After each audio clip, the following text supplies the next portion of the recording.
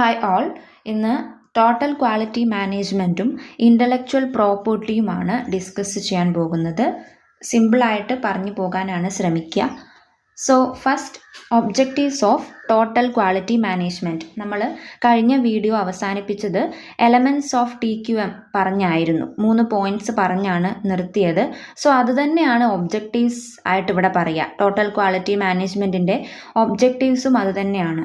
ഒന്നാമത്തേത് customer orientation, meeting customer requirements, customer satisfaction ഒരു പ്രധാന ഒബ്ജക്റ്റീവാണ് TQMൻ്റെ. പിന്നെ കണ്ടിന്യൂസ് ഇംപ്രൂവ്മെൻറ്റ്, കോൺസ്റ്റൻ്റ് ആയിട്ട് പ്രോഡക്ട്സിൻ്റെ ക്വാളിറ്റി ഇമ്പ്രൂവ് ചെയ്യുകയും ക്വാളിറ്റി സർവീസസ് പ്രൊവൈഡ് ചെയ്യാൻ വേണ്ടിയിട്ട് വേണ്ട കാര്യങ്ങൾ ചെയ്യുകയൊക്കെ ആണെങ്കിൽ കസ്റ്റമേഴ്സ് കൂടുതലായിട്ട് ഡിമാൻഡ് ചെയ്യുള്ളൂ ആ ഒരു പെർട്ടിക്കുലർ പ്രോഡക്റ്റ് അല്ലെങ്കിൽ സർവീസ്.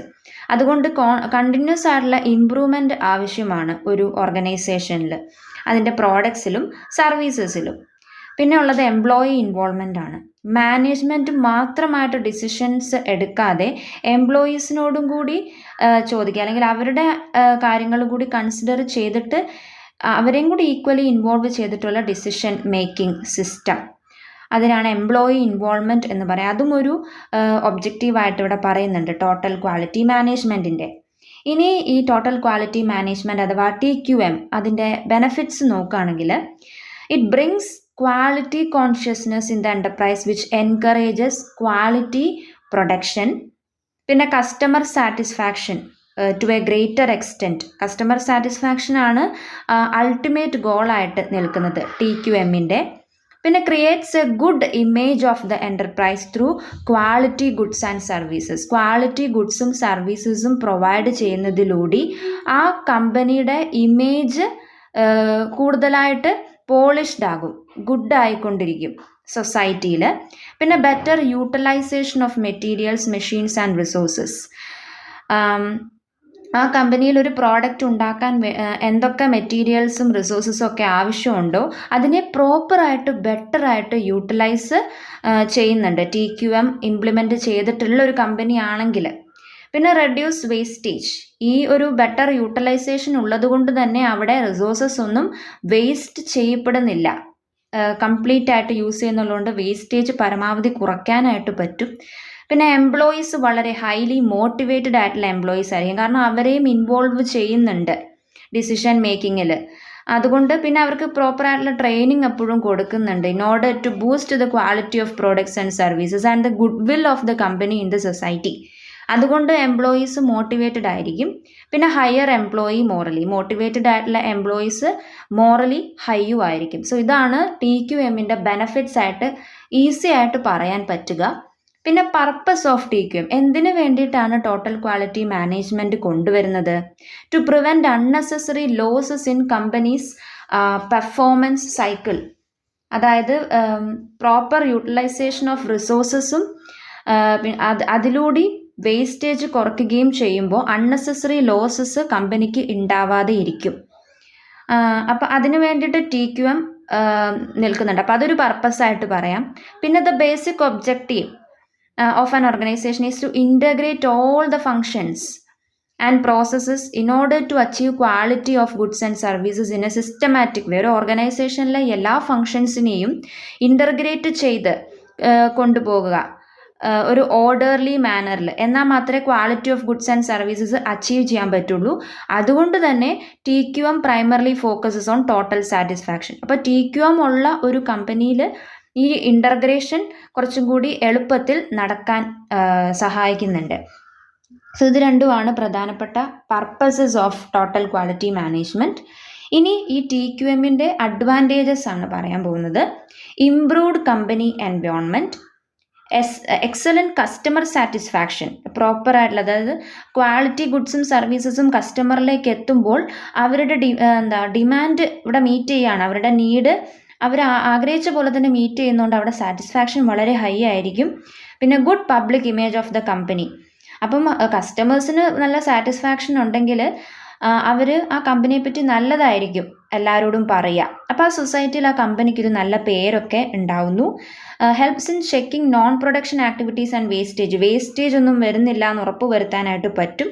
പിന്നെ ബെറ്റർ പേഴ്സണൽ റിലേഷൻസും ഈ TQM ടി ക്യു എമ്മിൻ്റെ ഒരു അഡ്വാൻറ്റേജ് ആയിട്ട് പറയുന്നുണ്ട്. ഇനി ഇൻ്റലക്ച്വൽ പ്രോപ്പർട്ടിയാണ് നമ്മൾ നോക്കാൻ പോകുന്നത്. ഇൻ്റലക്ച്വൽ പ്രോപ്പർട്ടി അഥവാ IP എന്ന് പറഞ്ഞാൽ it refers to exclusive rights associated to creations of the mind such as inventions, literary and artistic works, design and symbols, names and images used in commerce. Commercial activities use ചെയ്യുന്നതായിട്ടുള്ള creations of mind, അതായത് inventions, literary ആയിക്കോട്ടെ, artistic ആയിക്കോട്ടെ, design ആയിക്കോട്ടെ, symbols ആയിക്കോട്ടെ, അതിനെയൊക്കെ protect ചെയ്യുന്ന set of rights ഉണ്ട്. അതിനാണ് ഇൻ്റലക്ച്വൽ പ്രോപ്പർട്ടി റൈറ്റ് എന്ന് പറയുക. അപ്പോൾ ആ ക്രിയേഷൻസ് ഓഫ് ദ മൈൻഡിനെ നമുക്ക് ഇൻ്റലക്ച്വൽ പ്രോപ്പർട്ടി എന്ന് വിളിക്കാനായിട്ട് സാധിക്കും. ഇൻ്റലക്ച്വൽ പ്രോപ്പർട്ടിയുടെ കീഴിൽ ഇങ്ങനത്തെ ക്രിയേഷൻസ് ഓഫ് മൈൻഡ് ഉണ്ടല്ലോ, ഇൻവെൻഷൻസ്, ലിറ്റററി, ആർട്ടിസ്റ്റിക്, ഈ ക്രിയേഷൻ ഓഫ് മൈൻഡ്സിനെ പ്രൊട്ടക്റ്റ് ചെയ്യാനുള്ള ലോസ് ആണ് പറഞ്ഞു പോവുക. ഇനി ഇതിൻ്റെ കീഴിൽ വരുന്ന സം അതർ ഏരിയാസ്, അതായത് ഇൻ്റലക്ച്വൽ പ്രോപ്പർട്ടിയുടെ കീഴിൽ വരുന്ന സം അതർ ഏരിയാസ് നോക്കുകയാണെങ്കിൽ പെർഫോമൻസ് ഓഫ് പെർഫോമിംഗ് ആർട്ടിസ്റ്റ്, പിന്നെ broadcast, phonograms, scientific discoveries, industrial designs, trade marks, ഇവയൊക്കെ അതിൻ്റെ കീഴിൽ വരും. പ്രൊട്ടക്ഷൻ അഗെയിൻസ്റ്റ് അൺഫെയർ കോമ്പറ്റീഷൻ, ഇവയൊക്കെ ഇൻ്റലക്ച്വൽ പ്രോപ്പർട്ടി ലോ എന്ന ആ ഒരു വൈഡായിട്ടുള്ള സെക്ടറിൻ്റെ കീഴിൽ വരുന്ന സബ് സെക്ടേഴ്സ് ആണെന്നാണ് ഇവിടെ പറയുക. ഇനി ഈ ഇൻ്റലക്ച്വൽ പ്രോപ്പർട്ടി മാനേജ്മെൻറ്റ് എങ്ങനെയാണ് നടക്കുന്നതെന്ന് നോക്കണം. IP management covers all major areas of organisation or A company. ഒരു കമ്പനിയുടെ എല്ലാ മേജർ ഏരിയാസിനെയും കവർ ചെയ്ത് നിൽക്കുന്ന ഒന്നാണ് IP മാനേജ്മെൻറ്റ്. അതായത് legal areas, technical, business, export, ഇവയിലൊക്കെ നമുക്ക് IP ആവശ്യമായിട്ടുള്ള കാര്യമാണ്, അല്ലെങ്കിൽ IP ഇവിടെയൊക്കെ ഇമ്പോർട്ടൻ്റ് ആണ്. ലീഗൽ നമ്മൾ നോക്കുകയാണെങ്കിൽ ഇൻ്റലക്ച്വൽ പ്രോപ്പർട്ടി ലോസ് ഉണ്ട്. That deals with the laws to protect and enforce rights of the creators and owners of inventions, writing, music, designs, etc. Technical രീതിയിലേക്ക് വരുവാണെങ്കിൽ ഒരു കമ്പനിയിലെ ടെക്നിക്കൽ ഫീച്ചേഴ്സ്, അല്ലെങ്കിൽ ആ കമ്പനിയിൽ ഏതെങ്കിലും ഒരു ഇൻവെൻഷൻ്റെ ടെക്നിക്കൽ ഫീച്ചേഴ്സ് പ്രൊട്ടക്റ്റ് ചെയ്യാനായിട്ടുള്ള ടെക്നിക്കൽ ഇൻ്റലക്ച്വൽ പ്രോപ്പർട്ടി റൈറ്റ്സ് ഉണ്ട്. പിന്നെ ബിസിനസ് നോക്കുകയാണെങ്കിൽ ബിസിനസ് അസറ്റ്സിനെ പ്രൊട്ടക്റ്റ് ചെയ്യാനുള്ള IPR നിലവിലുണ്ട്. പിന്നെ ഉള്ളത് എക്സ്പോർട്ട് മേഖല. എക്സ്പോർട്ട് മേഖലയിലും IP മാനേജ്മെൻറ്റ് ഇമ്പോർട്ടൻ്റ് ആണ്. എന്തൊക്കെ ഇൻക്ലൂഡ് ചെയ്യുന്നത്? Broad collections of rights relating to works of authorship, inventions, designs, trade marks and trade secrets. അത് എന്തിനെ സഹായിക്കുന്നുണ്ട്? Products to be authorised and registered legally. Products പ്രോപ്പറായിട്ട് ഓതറൈസ്ഡ് ആയിട്ട് രജിസ്ട്രേഷനൊക്കെ ശേഷമാണ് ഈ എക്സ്പോർട്ട് നടക്കുന്നതെന്നൊക്കെ ഉറപ്പുവരുത്താൻ ഈ IP മാനേജ്മെൻറ്റ് സഹായിക്കുന്നുണ്ടെന്നാണ് പറയാം. ഇനി ഇമ്പോർട്ടൻസ് നോക്കുകയാണെങ്കിൽ, ഇൻ്റലക്ച്വൽ പ്രോപ്പർട്ടിയുടെ ഇമ്പോർട്ടൻസ് നോക്കുകയാണെങ്കിൽ provides incentive to the individual for new creations, providing due recognition to the creators and inventors, പിന്നെ ensuring the material reward for intellectual property and availability of the original products. കസ്റ്റമറിലേക്ക് original products തന്നെയാണ് എത്തുന്നത്. ആ original പ്രോഡക്ട്സിനെ ഇവിടെ നശിപ്പിക്കുന്ന രീതിയിൽ ഒന്നും സംഭവിക്കുന്നില്ല. അതായത് ആ ഒറിജിനൽ പ്രോഡക്റ്റിന് കിട്ടേണ്ട റെക്കഗ്നിഷൻ കിട്ടുന്നുണ്ടെന്ന് ഉറപ്പ് വരുത്തുന്നുണ്ടെന്ന് ഇൻ്റലക്ച്വൽ പ്രോപ്പർട്ടി റൈറ്റ്സ്. അതാണ് ഇവിടെ ഉദ്ദേശിക്കുക. പിന്നെ for economic growth and advancement in technology sector, ഇവയൊക്കെയാണ് IPയുടെ ഇമ്പോർട്ടൻസ് ആയിട്ട് പറയുക. ഇനി benefits of IPR in business മേഖലയിൽ ഇൻ്റലക്ച്വൽ പ്രോപ്പർട്ടി റൈറ്റ്സിൻ്റെ ബെനഫിറ്റ്സ് ആണ് നോക്കുന്നത്.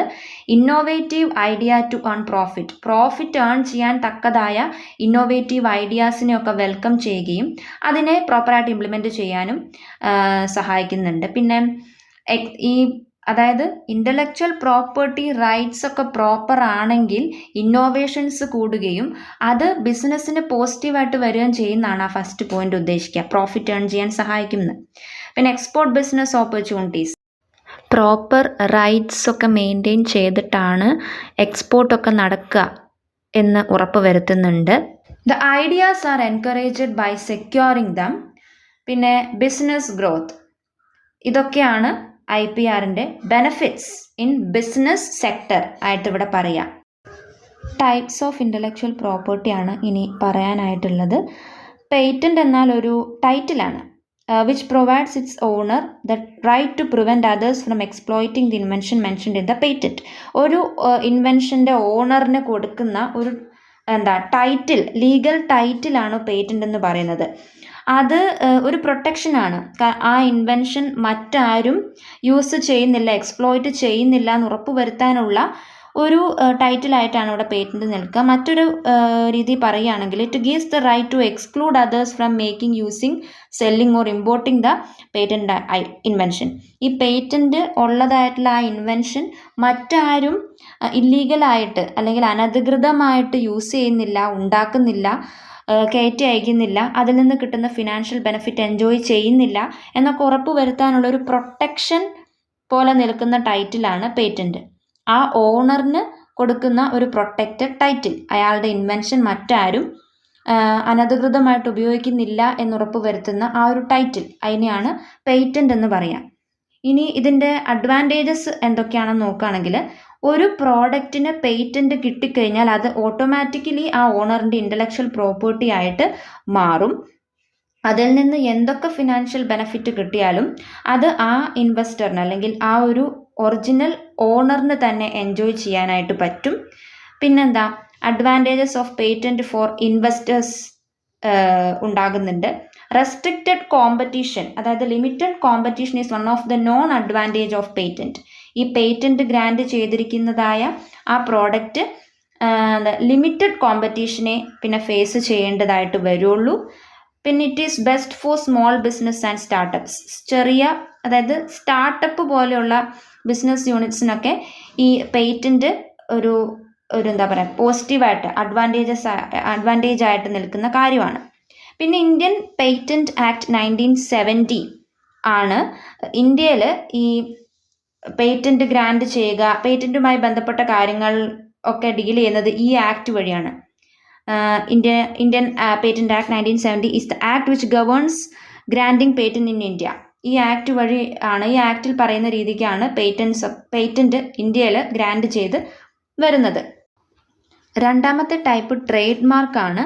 ട്രേഡ് മാർക്ക് എന്ന് പറയുമ്പോൾ അതൊരു സൈനാണ്, by which a business identifies its products or services and distinguishes it from others. അതായത് ഒരു ബിസിനസ് ഓർഗനൈസേഷനെ മറ്റൊരു ബിസിനസ് ഓർഗനൈസേഷനിൽ നിന്നും വ്യത്യസ്തമാക്കി നിർത്തുന്നത്, ആ ഒരു ഡിഫറൻസ് മെയിൻറ്റെയിൻ ചെയ്യുന്ന ഒരു കാര്യമായിട്ടാണ് ട്രേഡ് മാർക്കിനെ നമുക്ക് കണക്കാക്കാൻ പറ്റുക. It can be distinctive words, marks or other features like logos, provided that such signs are capable of distinguishing the goods or services of one undertaking from those of other undertakings. ഒരു കമ്പനിയെ മറ്റൊരു കമ്പനിയിൽ നിന്നും വ്യത്യസ്തപ്പെടുത്തി നിർത്തുന്ന set of signs, അത് logos ആകാം, ഏതെങ്കിലും മാർക്സ് ആകാം, അതിനെയാണ് ട്രേഡ് മാർക്ക് എന്ന് വിളിക്കുക. It is essential to give legal protection to brand and brand name. Customers can clearly differentiate their brand by identifying the trademark and thereby refuse to accept duplicates. അപ്പോൾ ഈ trade mark കൊടുക്കുന്നത് ഒരു legal പ്രൊട്ടക്ഷന് വേണ്ടിയിട്ടാണ്. പിന്നെ അത് കസ്റ്റമറിനെ പോസിറ്റീവായിട്ട് help ചെയ്യുന്നുണ്ട്. അതായത് കസ്റ്റമർ ഉദ്ദേശിക്കുന്ന ആ ബ്രാൻഡിനെ കണ്ടെത്താനായിട്ട് ഈ ട്രേഡ് മാർക്ക് സഹായിക്കും. ആ ട്രേഡ് മാർക്ക് നോക്കി കസ്റ്റമറിന് എളുപ്പത്തിൽ ആ ബ്രാൻഡ് ചൂസ് ചെയ്യാനായിട്ട് പറ്റും. അതിലൂടെ ഡ്യൂപ്ലിക്കേറ്റ്സിനെ അക്സെപ്റ്റ് ചെയ്യാതിരിക്കാൻ കസ്റ്റമേഴ്സിനെ ഇത് സഹായിക്കുന്നു. ഈ ട്രേഡ് മാർക്ക് ഉള്ളൊരു ബ്രാൻഡിന് കൂടുതൽ അക്സെപ്റ്റൻസും അപ്രീസിയേഷനും ഒക്കെ കിട്ടുന്നുണ്ട് കസ്റ്റമറിൻ്റെ ഭാഗത്ത് നിന്ന്. പിന്നെ അത് ഈ ബ്രാൻഡിൻ്റെ ഒതൻറ്റിസിറ്റിയെ കൂട്ടുന്ന ഘടകവും കൂടിയാണ്. Trade marks are protected under trade mark act 1999. Okay, ഇനി മൂന്നാമത്തെ ഡിസൈൻ ആണ്. Designs are concern with the features, the appearance of a part or the whole product such as patterns, lines, color, shape, texture or surface of an article which are protected by design rights if they are not dictated by functional consideration.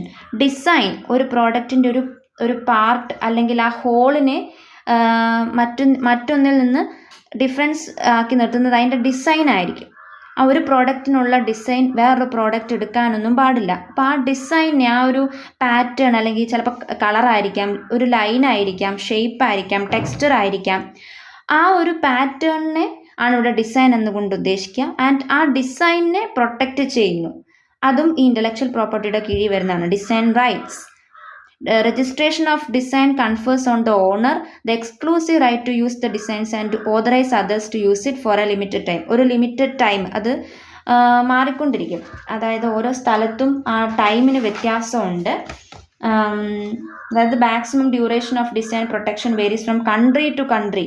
5 തൊട്ട് 25 വർഷം വരെ ആ time change വരാനുള്ള സാധ്യതയുണ്ട്. അത് country wise വ്യത്യാസപ്പെട്ടിരിക്കും. അപ്പോൾ ആ ഒരു ലിമിറ്റഡ് ടൈമിൽ ഈ രജിസ്റ്റർ ചെയ്തിരിക്കുന്നതായ ഡിസൈൻ യൂസ് ചെയ്യാനും എന്താ പറയുന്നത്, the owner confers on the owner the exclusive right to use the design and to authorise others. ഈ ഡിസൈനിന് 5 തൊട്ട് 25 വർഷം വരെ നമുക്ക് പറയാം. അത് ഒരു കൺട്രിയുടെ ലിമിറ്റഡ് ടൈം ആയിരിക്കില്ല വേറൊരു കൺട്രിക്ക്. അപ്പം ആ ഒരു ലിമിറ്റഡ് ടൈമിൻ്റെ ഉള്ളിൽ നിന്നുകൊണ്ട് ഈ രജിസ്റ്റർ ചെയ്തിരിക്കുന്നതായ ഡിസൈൻ യൂസ് ചെയ്യാൻ, അത് ഓതറൈസ് ചെയ്യാനൊക്കെ ആ ഓണറിന് ഒരു റൈറ്റും കൊടുക്കുന്നുണ്ട്. കോപ്പി റൈറ്റ് 4ാമത്തെ ടൈപ്പാണ്. അതൊരു ലീഗൽ ടേം ആണ്, describing rights given to creators for their original literary, musical or artistic works which allow them to control their subsequent use. ഒരു original literary, musical or artistic വർക്കിന് ആ ക്രിയേറ്റർക്ക് കൊടുക്കുന്ന ഒരു ലീഗൽ ടൈറ്റിൽ അല്ലെങ്കിൽ ഒരു പ്രൊട്ടക്ഷനാണ് കോപ്പിറൈറ്റ് എന്ന് പറയാം. കോപ്പിറൈറ്റഡ് ആയിട്ടുള്ള ഒരു എന്താ പറയുക ക്രിയേഷൻ അവരുടെ അനുവാദമില്ലാതെ യൂസ് ചെയ്യാനൊന്നും പാടില്ല. ഇപ്പം എ എന്ന ഒരു വ്യക്തി ഇറക്കുന്നതായിട്ടുള്ള ഒരു ക്രിയേഷൻ, അത് ചിലപ്പോൾ ഒരു മ്യൂസിക് ആവാം അല്ലെങ്കിൽ ഒരു ആർട്ടിസ്റ്റിക് വർക്കാകാം, അതിനൊരു കോപ്പിറൈറ്റ് ഉണ്ടാകും. ആ വ്യക്തിയോട് ചോദിക്കാതെ ആ കോപ്പിറൈറ്റ് അനധികൃതമായിട്ട് യൂസ് ചെയ്താൽ അത് കുറ്റകരമാണ്. This include computer software, photographs and films, sound recordings, TV and radio broadcast etcetera. അവരുടെ അനുവാദത്തോടു കൂടി യൂസ് ചെയ്താൽ പ്രശ്നമില്ല, അല്ലാതെ ആ കോപ്പിറൈറ്റഡ് മെറ്റീരിയൽ ഉപയോഗിക്കാനായിട്ട് പാടില്ല. അപ്പം ഇത്രയാണ് ടൈപ്സ് ഓഫ് ഇൻ്റലക്ച്വൽ പ്രോപ്പർട്ടി. ഇനി right against unfair competition. As competitors are out to win, they may sometimes be tempted to use malicious means to gain an unfair advantage, such as making a direct attack against a competitor or misleading the public to the detriment of a competitor. ഒരു competition കൂടുന്നതനുസരിച്ച് win ചെയ്യണം, വിജയിക്കണം എന്ന ആഗ്രഹം കൂടിക്കഴിയുമ്പോൾ ചിലപ്പോൾ ചില companies malicious ആക്ടിവിറ്റീസിലേക്ക് ഏർപ്പെടാനുള്ള സാധ്യതയുണ്ട്. കുറുക്ക് വഴികളിലൂടെ അല്ലെങ്കിൽ തെറ്റായ മാർഗത്തിലൂടെ കോമ്പറ്റീഷനിൽ വിൻ ചെയ്യാനായിട്ട് ശ്രമിക്കാം. അതിനാണ് അൺഫെയർ അഡ്വാൻറ്റേജസ് എന്നിവിടെ പറയാം. അങ്ങനെ അൺഫെയർ ആയിട്ട് നടത്തുന്ന കോമ്പറ്റീഷനാണ് അൺഫെയർ കോമ്പറ്റീഷൻ എന്ന് പറയാം. അതായത് തെറ്റായ മാർഗത്തിലൂടെ പ്രോഫിറ്റ് ഗെയിൻ ചെയ്യാനായിട്ട് ആഗ്രഹിക്കുക. അതിന് ഡയറക്റ്റ് അറ്റാക്ക് അഗെയിൻസ്റ്റ് ആ കോമ്പറ്റീറ്റർ. ഇപ്പം എ എന്നൊരു കോമ്പറ്റീറ്റർ ബി എന്നൊരു കോമ്പറ്റീറ്ററിനെ തോൽപ്പിക്കാനാണ് ആഗ്രഹിക്കുന്നതെങ്കിൽ ആ ബി എന്ന കോമ്പറ്റീറ്ററിൻ്റെ നേർക്ക് എ ഡയറക്റ്റ് അറ്റാക്ക് ഒക്കെ കൊടുക്കുവാണ്, by misleading the public to the detriment of a competitor. അതിനെയൊക്കെ നമുക്ക് അൺഫെയർ കോമ്പറ്റീഷനായിട്ട് പറയാം. As a general rule, any act or practice carried out in the course of industrial or commercial activities contrary to honest practices constitute an act of unfair competition. Honest പ്രാക്ടീസസിന് contrary ആയിട്ട് നിൽക്കുന്ന commercial industrial ആക്ടിവിറ്റീസിനെയാണ് unfair competition എന്നതിൽ അല്ലെങ്കിൽ unfair competition എന്ന് വിളിക്കുക. ഈ honest അല്ലെങ്കിൽ ഓണസ്റ്റ് പ്രാക്ടീസ് എന്ന ഈ ഒരു നോഷൻ, ഓണസ്റ്റി ഡിഫറെൻ്റ് ചെയ്തുകൊണ്ടിരിക്കും, കൺട്രി ടു കൺട്രി മാറിക്കൊണ്ടിരിക്കും, which can be interpreted by the judicial bodies of a country concerned. ഓരോ കൺട്രിയിലും ഈ ഓണസ്റ്റി എന്ന ആ ഒരു നോഷൻ വ്യത്യാസപ്പെട്ട് നിൽക്കും. ഒരു കൺട്രിയിൽ ഓണസ്റ്റ് എന്ന് വിചാരിക്കുന്നത് വേറൊരു കൺട്രി ചിലപ്പോൾ ഓണസ്റ്റ് പ്രാക്ടീസ് ആയിരിക്കണമെന്ന് നിർബന്ധമില്ല. അതറിയണമെങ്കിൽ ആ പർട്ടിക്കുലർ കൺട്രിയുടെ ജുഡീഷ്യൽ ബോഡി പരിശോധിക്കണമെന്നാണ് ഇവിടെ പറയുന്നത്. ഈ unfair business can be classified into 3 broad categories. ഈ അൺഫെയർ ബിസിനസ്സിനെ 3 ബ്രോഡ് കാറ്റഗറീസ് ആയിട്ട് തിരിച്ചിട്ടുണ്ട്. അതിൽ ഒന്നാമത്തെയാണ് ആക്ട്സ് കോസിങ് കൺഫ്യൂഷൻ. അതായത് industrial or commercial activities that causes confusion with respect to another's enterprise or its activities. For instance, a trade mark whether registered or not or a product's appearance may lead to confusion. ഒരേപോലെ ഇരിക്കുന്ന products, ചിലപ്പം അത് 2 കമ്പനിയുടെ ആയിരിക്കും, പക്ഷെ കണ്ട ഒരേപോലെ ഇരിക്കും.